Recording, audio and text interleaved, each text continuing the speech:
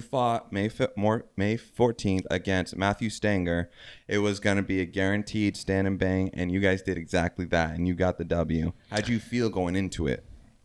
Well, I really felt good, man. I think physically, I felt the best that I have as far as the prep for the fight. Mm-hmm.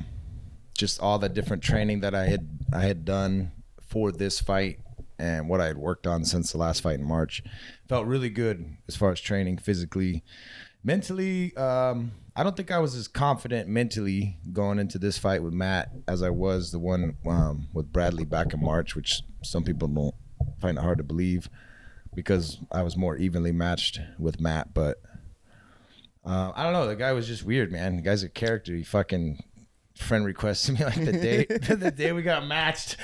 I was like, what the fuck do I do here? Do I say yes? Do I say no? What's up? But no, we ended up being friends on Facebook, and he's a good dude, man. What can I say? He's all about this shit, which I love. You know what I mean? Yeah. Like, I don't really think that guy gives a fuck. Like, he'll go in there and fucking fight anybody, I think. So I don't think he was afraid of me at all. Even after the knockout, I don't think he's afraid of me. You know what I mean? Like, he's just that type of guy.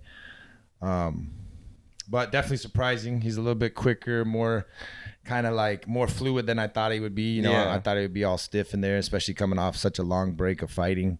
Yeah. And he did have to move up weight classes to fight me. He normally fights at 185. So Okay. Yeah, a lot of people don't realize that, man. He took that fight at my weight class, so he had to, you know, put on a few extra pounds just to be able to make that weight, which it may not seem like a lot of weight, but at the same time, man, when you're used to, like me, for example, I pretty much walk around. I mean, I live at 209. Like, that's, It doesn't matter, like, how hard I train, how much weight I lose. I still stay at around 210 pounds. So if I were to, like, gain a bunch of weight for a fight or lose a bunch of weight for a fight, it changes you so much physically of what you're used to. So being that it was pretty short notice, you know, and he did have to gain weight and kind of get ready for it, then hats off to him for that. So appreciate you taking that fight, Matt. Yeah, he was a really cool dude, honestly. Like, I mentioned this in the episode that I'm still publishing by mentioning it. Like, I felt a little bit like unsure, like because he was wanting to interview, and then I interviewed him during the pre-fights, and like unsure, like the bias since I'm with you, didn't want to play favoritism, but then I'm also working with MMA Stalker, so I was like feeling a bit awkward. But he's such a cool dude. He was so chill, so easy to talk to. He just seemed laid back and just ready to do anything, have fun. Yeah, he's all about it, man. You said you're coming up to Lake Havasu, Matt. I don't know, I haven't seen you up here yet, bro. I think he's scared or something. I don't know. might be scared to come hang out and drink too much. I don't know. Exactly. We're calling you out, man. Yeah, come up to Lake Havasu, brother. Yeah.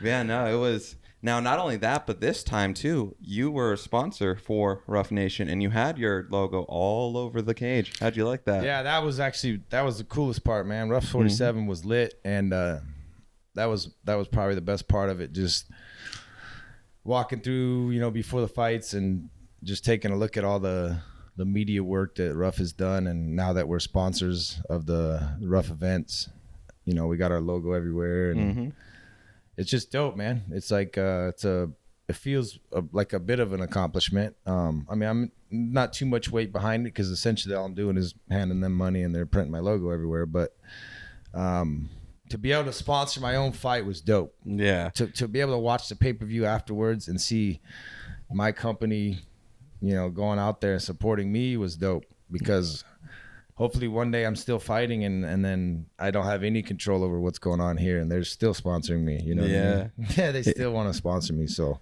that'd be the life. Yeah, that'd be awesome. That was definitely a cool thing, man. And I'm still a sponsor, so I'm gonna look forward to, even though I'm not fighting on the next RUF, which I'm sure we're gonna talk about here, but even though I'm not on the next card, I'm still gonna sponsor it, still going down there.